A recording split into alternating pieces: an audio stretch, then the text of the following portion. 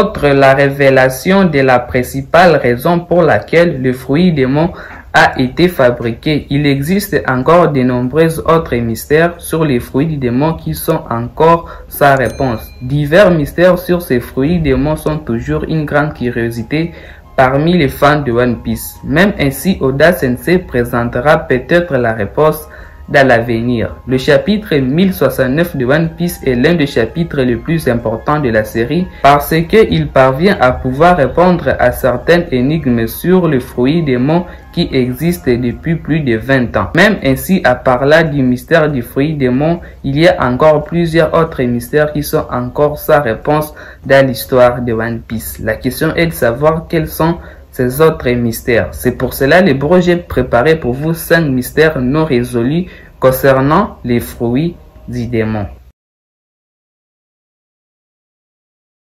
L'un des plus grands mystères qui vient toujours à l'esprit des fans est de savoir comment fabriquer un fruit démon. Il reste une grande question de savoir comment il y a des parties qui sont capables d'incorporer les pouvoirs de la nature, même le pouvoir de Dieu dont le fruit démon est habituellement mangé par les humains. Cependant, il y a aussi des spéculations assez sauvages selon lesquelles les fruits démons ne viennent pas de la terre. Dans sa propre histoire, Caesar Clown a créé un fruit démon artificiel en insérant l'ADN d'un animal. Vegapunk a fait de même avec les fruits du démon artificiel de Momonosuke. Cependant, il semble que la fabrication du fruit démon soit beaucoup plus complexe que la simple insertion ou le mélange d'ADN.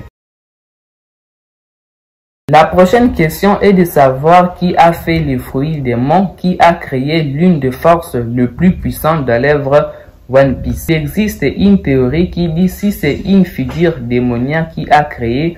En regardant l'explication du docteur Vegapunk au chapitre 1069, il n'est donc pas impossible si cette spéculation sauvage est prouvée. Il y a aussi une théorie qui dit que ce ne sont pas les humains qui ont créé les fruits démons, c'est-à-dire il y aurait des interférences d'êtres extraterrestres dans la fabrication des fruits du démon. Cependant, une théorie qui a du sens est la possibilité que l'Acier Royaume ait créé les fruits du démon. Ceci est basé sur le fait que Vegapunk a révélé que la technologie de l'Acier Royaume était très sophistiquée, c'est-à-dire qu'il pourrait alors fabriquer un fruit démon pour satisfaire le plus grand désir des hommes.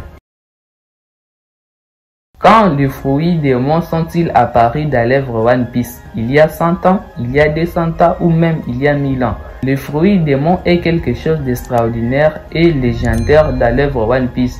En fait, dans certains endroits, il existe une sorte de mythologie ou d'histoire mythique sur le pouvoir des fruits du démon. Avec toute la popularité des fruits du démon, nous sommes bien sûr curieux de savoir quand sont apparus les fruits du démon dans l'œuvre One Piece. D'après ce qui apparaît dans l'histoire comme des histoires sur le passé de One Piece et diverses autres choses, les fruits démons existent probablement depuis longtemps. Au chapitre 1045, le Gorosei mentionne qu'il chasse les fruits de Nika depuis 800 ans. Autrement dit, il se pourrait que les fruits démons existent depuis 800 ans ou peut-être plus que cela. Dans le monde de One Piece, bien sûr, il existe de nombreux types de nourriture, tout comme dans le monde réel. Cependant, ce qui est intéressant, c'est comment la patrie qui a créé les fruits démons a décidé de pouvoir donner un pouvoir énorme aux fruits. Pourquoi pas ne pas choisir quelque chose d'autre, ou pourquoi pas ne pas mettre dans quelque chose d'autre, mais pourquoi seulement inclure cela dans les fruits du démon? Cela soulève également une autre question. Cela signifie-t-il qu'il existe une chose telle qu'un arbre fruitier des fruits démons, ou est-ce que les créateurs des fruits démons ont simplement mis le pouvoir dans les fruits et que le fruit a directement obtenu le pouvoir?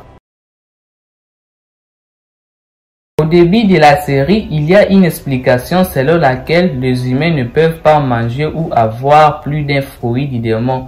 C'est parce que leur corps est considéré comme incapable de résister au pouvoir du fruit du démon. Alors, qu'est-ce qui a permis à Barbe Noire de pouvoir manger des fruits du démon, brisant ainsi la règle de pouvoir manger un seul fruit du démon et il est devenu l'un des figures les plus mystérieuses de l'œuvre. Les humains sont-ils vraiment incapables de résister aux puissances du pouvoir du démon ou est-ce juste de la propagande du gouvernement mondial?